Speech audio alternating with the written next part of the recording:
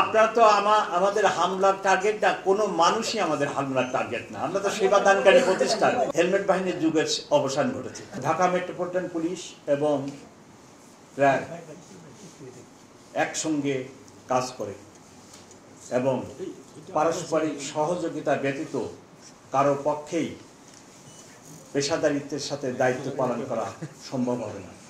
তাই আপনাদের সহযোগিতা আমার একান্ত কাম্য। গত জুলাই আগস্টের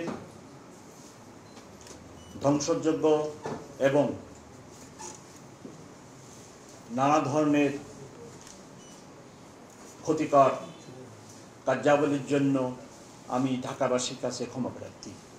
আমরা ঢাকা মেট্রোপলিটন পুলিশের সদস্যবৃন্দু নতুন করে ঢাকাবাসীকে সেবা দেওয়ার জন্য প্রতিজ্ঞাবদ্ধ হয়েছি। আপনারা লক্ষ্য করেছেন যে জুলাই আগস্টের ঘটনার পর ঢাকা মেট্রোপলিটন পুলিশ যখন অনেকটা নিষ্ক্রিয় হয়ে যায়, তখন ঢাকাবাসীর জীবন এবং সম্পদ কী পরিমাণ অনিরাপদ হয়ে যায়। আমি আশ্বস্ত করতে চাই, আমার যারা সহকর্মী আছেন তাদেরকে সঙ্গে নিয়ে এবং আপনাদের সাহায্য সহযোগিতা নিয়ে ঢাকাবাসীর জান ও মালের হেফাজত করে যাব।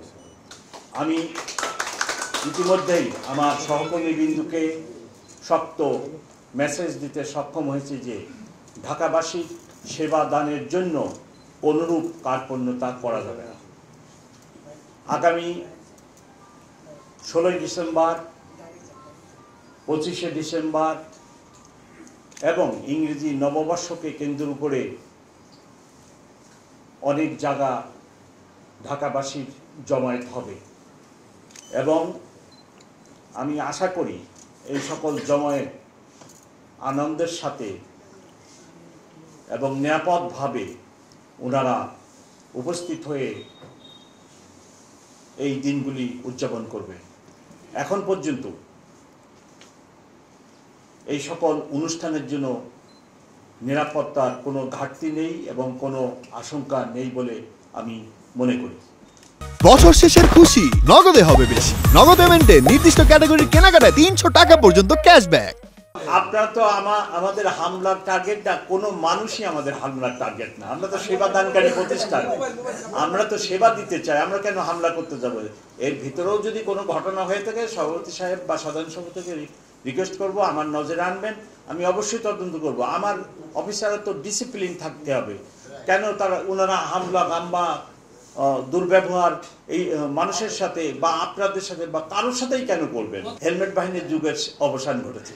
আজকের এই বৃত্তি প্রদান অনুষ্ঠানে উপস্থিত হতে পেরে আনন্দ এবং আমার কোনো সরকারি ফান্ড না থাকা সত্ত্বেও আমার কিছু প্রাইভেট ফান্ড আছে, সেই ফান্ড থেকে আমি 30,000 টাকা বৃত্তির জন্য প্রদান করলাম। আমি সভাপতি মহোদয়কে রিকোয়েস্ট করব আগামী রবিবার অথবা সোমবারে আমার অফিসে এসে যেন এই টাকা নিয়ে যায় এবং যে বাচ্চারা ভালো রেজাল্ট করে তাদের মধ্যে এই টাকাটা প্রদান করে।